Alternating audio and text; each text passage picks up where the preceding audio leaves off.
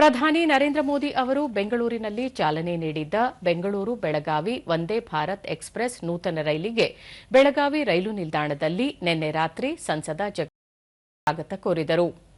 ಈ ವೇಳೆ ರಾಜ್ಯಸಭಾ ಸದಸ್ಯ ಈರಣ್ಣ ಕಡಾಡಿ, ಮಹಾಪೌರ ಮಂಗೇಶ್ ಪವಾರ, ಮಾಜಿ ಸಂಸದೆ ಮಂಗಲ ಅಂಗಡಿ, ನೈಋತ್ಯ ರೈಲ್ವೆ ಇಲಾಖೆಯ ಉಪ ಪ್ರಬಂಧಕ ವಿಷ್ಣುಭೂಷಣ್ ಸೇರಿದಂತೆ ಹಲವರು ಉಪಸ್ಥಿತರಿದ್ದರು.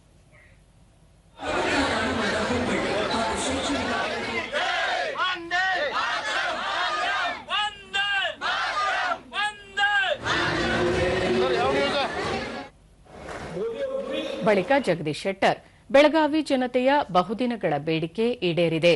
ಪ್ರಧಾನಿ ನರೇಂದ್ರ ಮೋದಿ, ರೈಲ್ವೆ ಸಚಿವರ ಇಚ್ಛಾಶಕ್ತಿಯಿಂದಾಗಿ ನೂತನ ರೈಲು ಸಂಚಾರ ಸಾಧ್ಯವಾಗಿದೆ.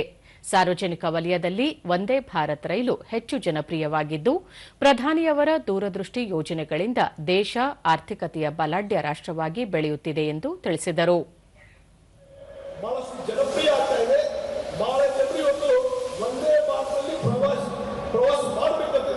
ಇದೊಂದು ಅತ್ಯಂತ ಜನಪ್ರಿಯವಾದಂಥದ್ದು.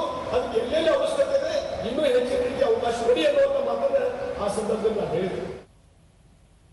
ಈರಣ್ಣ ಕಡಾಡಿ, ವಂದೇ ಭಾರತ್ ರೈಲು ಸಂಚಾರದಿಂದ ಈ ಭಾಗದ ಜನತೆಗೆ ಹೆಚ್ಚು ಅನುಕೂಲವಾಗಿದೆ. ಮಂಗಳೂರು, ಮೀರಜ್ ಸೇರಿದಂತೆ ಕೆಲ ರೈಲುಗಳ ಸಂಚಾರ ಆರಂಭವಾಗಲಿದ್ದು, ಸಾಮಾನ್ಯ ಜನರಿಗೆ ಹೆಚ್ಚಿನ ಪ್ರಯೋಜನವಾಗಲಿದೆ ಎಂದು ತಿಳಿಸಿದರು. ಟ್ರೈನ್ ಕೂಡ ನಾವು ಆಗ್ರಹ ಮಾಡಿದ್ದೀವಿ. ನಾವೆಲ್ಲ ಕೂಡಿ ಒಟ್ಟಿಗೆ ಒತ್ತಾಯವನ್ನು ಮಾಡ್ತೀವಿ. ಅದ್ರ ಜೊತೆಗೆ ಬೆಳಗಾವಿ ಮೀರಜ್ ಒಂದು ಟ್ರೈನ್ ಪ್ಯಾಸೆಂಜರ್ ಸಲುವಾಗಿ ಅಂದ್ರೆ ಜನಸಾಮಾನ್ಯರ ಸಲುವಾಗಿ ನಾವು ಪ್ರಾರಂಭ ಮಾಡಿದ್ದೀವಿ. ಅದು ಕರೋನಾದಾಗ ಬಂದಾಗಿತ್ತು. ಆ ಬಂದಾಗಿರುವಂತದ್ದನ್ನು ವಾಪಸ್ ಒತ್ತಾಯ ಮಾಡಿದಾಗ ಅದನ್ನ ಪ್ರಾರಂಭ ಮಾಡಿದ್ದಾರೆ ರೈಲ್ವೆ ಮಂತ್ರಿಗಳು.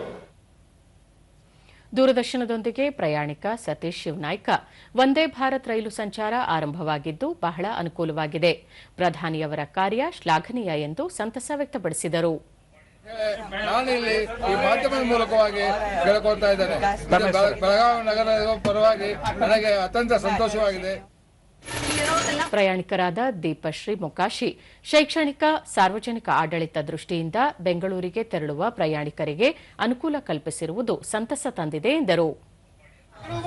Business purpose and school, college purpose and all other activity purpose ಇದನ್ನು ಸ್ಟಾರ್ಟ್ ಮಾಡಿದ್ದು ಅವರಿಗೆ ತುಂಬಾ ಧನ್ಯವಾದ.